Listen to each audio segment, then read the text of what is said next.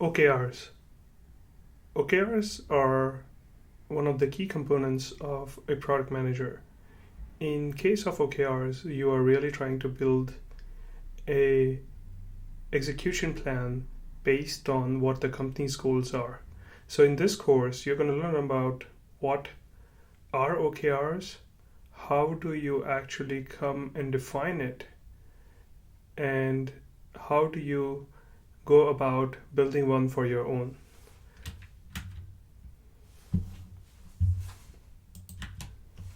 So before we get started into what OKRs are, objectives and key results is the extension of what OKR really means.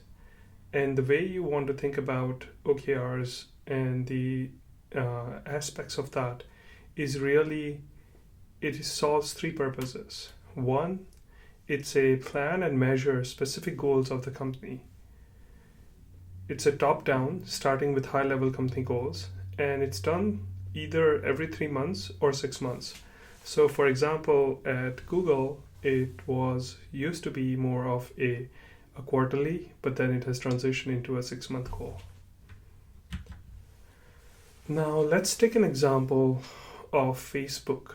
And Facebook is really, as you know, it's a multi-billion users on a yearly basis.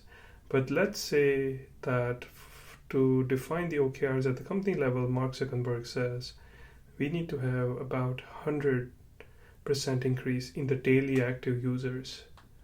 Then this is something that generally Mark would present at the company's OKR meeting, at which point each of the other teams below him will start defining what this means for each of the other groups. Now, there might be multiple groups involved to achieve this OKR. And the idea is that it has a waterfall effect where this particular OKR is then translated into OKRs for the teams. So here is an example of an infrastructure team, or a content team, or a marketing team. And the way you can think about how each of these teams are going to take this information and drive their own OKRs is really essential to the success of the company. So in case of infrastructure team, they would go back and look at what's really important to increase this. And they could come back with either areas where they see an opportunity, like higher latency, increasing system efficiency to keep the cost low. And there could be several other things that the team comes back with.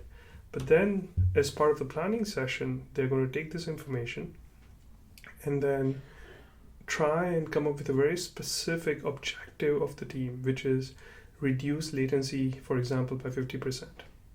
And what that means is currently, let's say it's 1,000 milliseconds.